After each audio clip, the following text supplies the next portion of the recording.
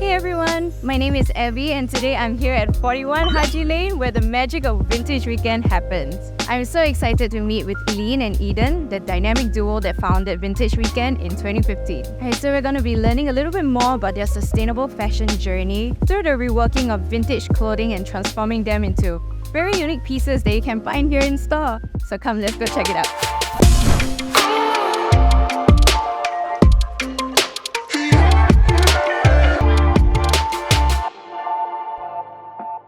Alright, so I'm here now with Eden and Eileen. Hello. So what led you both to start VintageWknd in 2015 and why the word VintageWknd? Back then, right, Eileen really liked vintage shopping. During one of our backpacking trips, I had this idea like, hey, since you like vintage shopping so much, right, why don't I give you $1,000 and then we see if you can sell some of these things that she bought. She was like, okay, let me put in $1,000 of my own also, and then that's how our little side hustle started. We were just supposed to work on it on the weekends, but now after 8 years, we practically work on it like every day. So technically, it should be called Vintage Every Day, but I think it's too late to change name already now. So maybe you guys could share a little bit more from the sourcing to the process. Back in 2015, when we first began our business, we mainly curated vintage clothing only, and over time, as we kind of started to source closer to like textile waste factories and stuff, that's where we kind of saw like mountains of textile waste and they're just sitting there discarded. Kind of thought like to ourselves that, okay, you know what can we do with this? We started to heavily experiment with like doing a lot of different types of rework. That was when we came up with our first like rework collection, like patchwork pants in 2018. We started off with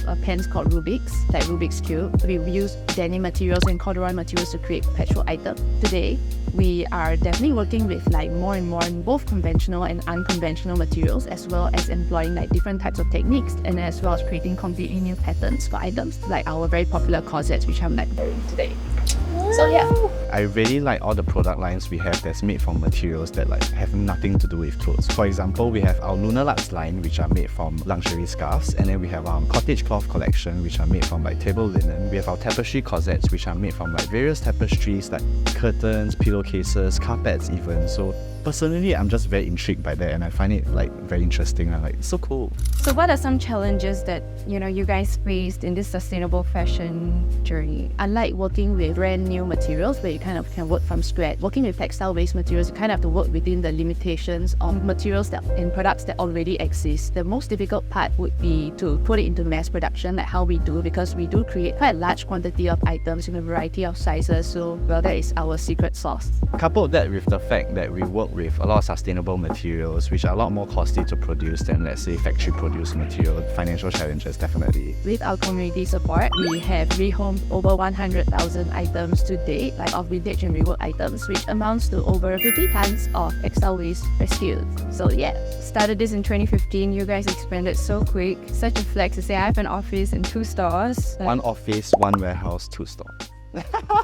Yes, this will inspire a lot of other local businesses here as well. We are now here at Superwasted, which is their first launch concept store. What are some similarities and or differences, between VintageWknd and Superwasted? Most, if not all, the items in both stores are completely unique and one of a kind. Being made from textile waste means that like no two pieces are alike. It turns out that the store decor, we have made a lot of different kind of like DIY little and like very large touches. We actually activated our community to give us all the old CDs that they don't want. We actually had them write down their Superwasted stories, regrets and sins, and then we displayed all their stories up all over the store. So it's a very fun and engaging way to raise awareness on the topic of sustainability. VintageWknd, of course, is our main brand store. So it has this like fun, colorful, like over-the-top aesthetic. People describe it as it look like Disneyland or like USS or something like that. Superwasted is kind of a lot darker. It's completely black. It's grungy. And it has this like outer space vibe. It definitely focuses a lot more on like streetwear, a lot more sexier outfits, a lot of distressed denim and things like that. So it definitely attracts a more alternative crowd. And also with VintageWknd being like such a fun, like happy, family-friendly kind of vibe, we wanted let our inner angst in this store. Well, wasted and make it black, I guess. Yeah. I think looking forward, we're definitely looking to work with more larger corporations and industry partners to make more products, create more awareness on sustainability, and of course, most importantly, make more impact. Recycle another 50 tons, but faster this time around. Yeah. 1 million products. Yeah. Expect 2 more shops next year. say I had so much fun today with Eileen and Eden over here at VintageWknd as well as Superwasted. Do remember to check their stores out, both here at Haji Lane. So thank you once again for tuning in, and remember that you can make eco-conscious fashion choices and still have great personal style. If you like this video, don't forget to like, subscribe, and comment down below what you'd like to see more of here on this exciting page. We'll see you next time. Bye-bye!